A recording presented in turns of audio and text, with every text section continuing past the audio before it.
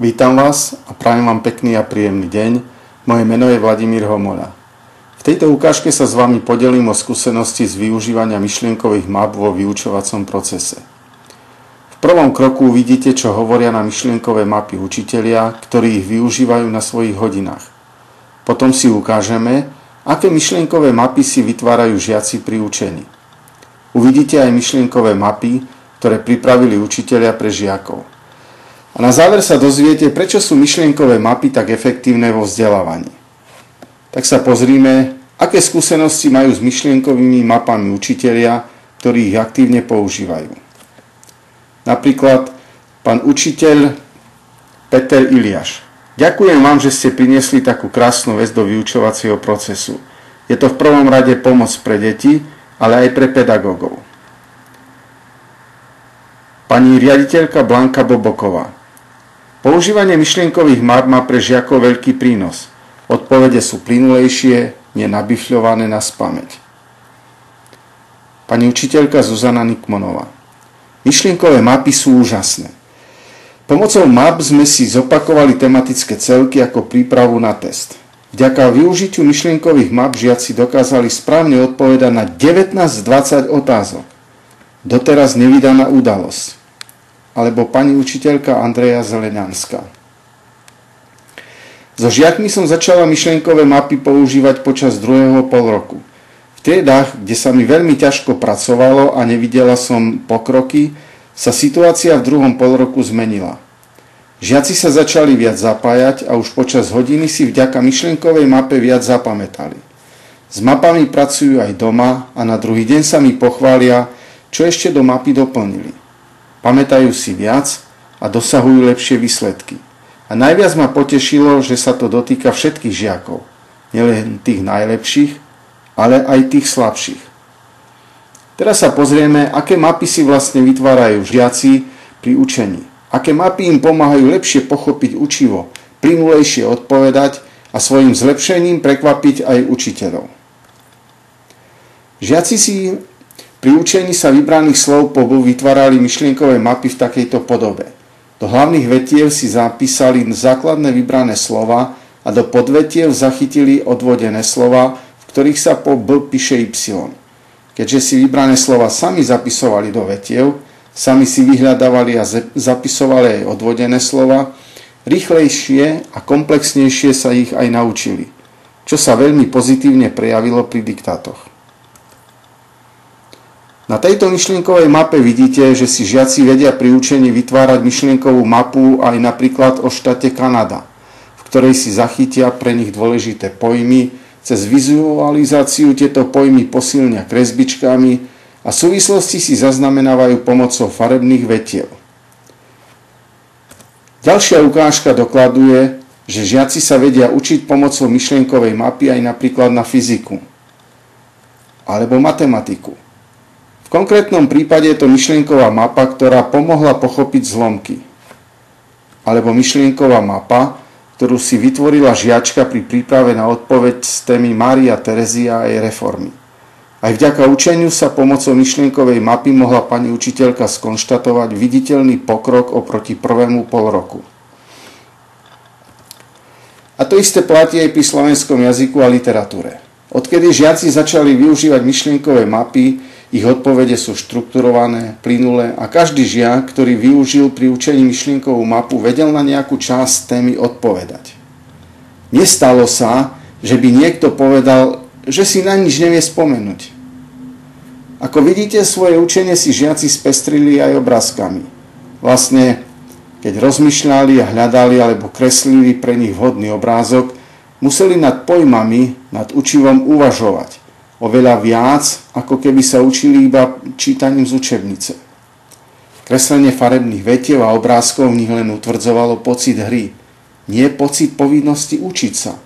A skutočne, a ich vyjadrenia sú typu bola to zábava, pohrala som sa s tým a podobne. Naviac sa medzi žiakmi akoby vytvorila akási zdravá súťaživosť. Kto si pri učení vytvorí krajšiu a zábavnejšiu formu myšlienkovej mapy. A opäť to viedlo k práci s pojmami a vzťahmi medzi pojmami. Ukázali sme si ukážky myšlienkových map žiakov.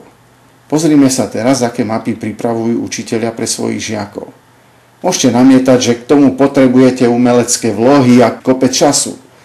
Žiaden strach. Existujú rôzne programy na tvorenie myšlienkových map. Podľa nás najefektívnejší a najlepší je program od Tonyho Buzana iMindMap.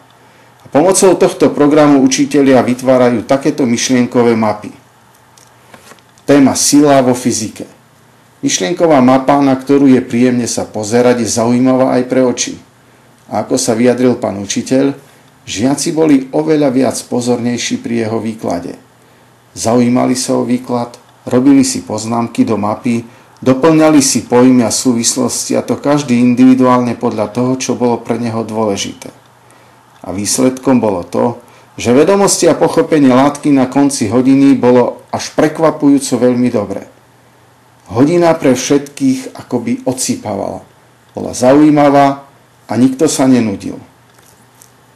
Ukážka myšlienkovej mapy na podporu lepšieho zapamätania si cudzích slovíčok, konkrétne nemecký jazyk. Alebo spracovaná téma prídavné mená. Žiaci podľa tejto mapy vedia, čo ich čaká. Vedia, ako postupujú a vedia, čo potrebujú zvládnuť. A to všetko na jednej A4. Čo v nich vyvoláva pocit, veď to ani nie je až tak veľa. Ako vidíte, používanie myšlienkových map pomáha žiakom vnímať učenie ako hru a pomáha im odburávať pocit, že by mali mať toho veľa. Veď tá A4 ani nie je taká veľká a nie je tam toho tak veľa. Myšlienkové mapy sú efektívne vo vzdelávaní ešte z viacerých dôvodov. Teraz si uvedieme jeden základný dôvod. Ak sa pozriete ešte raz na myšlienkovú mapu. Tá je tvorená pojmami a cez organické vetvy vzťahmi medzi pojmami. Vlastne myšlienková mapa odráža štruktúru, akou sú vedomosti ukladané v ľudskom mozgu. Ako vieme, ľudský mozog je tvorený z buniek tzv. Neurónov, ktoré sa ukladajú z tela a množstva výbežkov. Tieto výbežky sú organického tvaru a majú schopnosť prepájať neuróny navzájom. A každá nová informácia vytvára aj fyzicky nové neurónové prepojenie v ľudskom mozgu. Teda vedomosti sa v mozgu uchovávajú vo forme neurónových prepojení. Nie vo forme poučiek a definícií.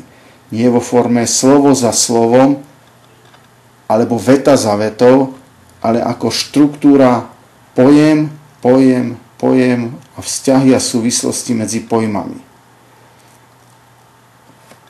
Čo však žiaci pri vysvetľovaní? Žiaci pri vysvetľovaní nového učiva počujú informácie vo forme slovo za slovom, veta za vetou. A pritom oni ani nevedia, aké slova budú nasledovať a vôbec netušia, aké súvislosti majú už počuté slova so slovami, ktoré ešte len budú počuť. Preto je pre nich veľmi ťažké si vytvoriť nové neurónové prepojenie na predkladané vedomosti. Ako môžeme pomôcť žiakom? Pomôžeme im tak, že im predložíme predspracovanú myšlienkovú mapu, ktorá im pomôže získať prehľad a pomôže im hneď pri vysvetľovaní si vytvoriť vlastné neurónové prepojenia. Aj na základe tejto vlastnosti myšlienkových map mnohí učitelia rozhodli implementovať ich do svojej výučby. Naučili svojich žiakov učiť sa pomocou myšlienkových map a svoje veľmi dobré skúsenosti mohli vyjadriť aj takto. Napríklad špeciálny pedagóg pani učiteľka Jana Geciová. Myšlienkové mapy pomohli lepšie pochopiť učivo dokonca aj deťom s poruchami učenia. Myšlienkové mapy som vyskúšala aj pri práci s deťmi s mentálnym postihnutím a nevidela som rozdiel medzi nimi a ostatnými žiakmi. Alebo pani učiteľka Maria Bednarová. Vidím, že žiaci si učivo ľahšie zapamätajú a práca ich zaujíma. Pomocou myšlienkovej mapy vedia sami pekne zreprodukovať učivo bez mojej pomoci. Doporučovala by som to všetkým učiteľom. A ak aj vás zaujali skúsenosti z využívania myšlienkových map a doporučenie pani učiteľky Bednarovej vás oslovilo, môžete nás kontaktovať buď mailom na mapa@kosice.sk alebo telefonicky na číslo 055 729 9084. Viac informácií nájdete na našej stránke www.icreate.sk. Ďakujem vám za pozornosť a ostaňte s nami.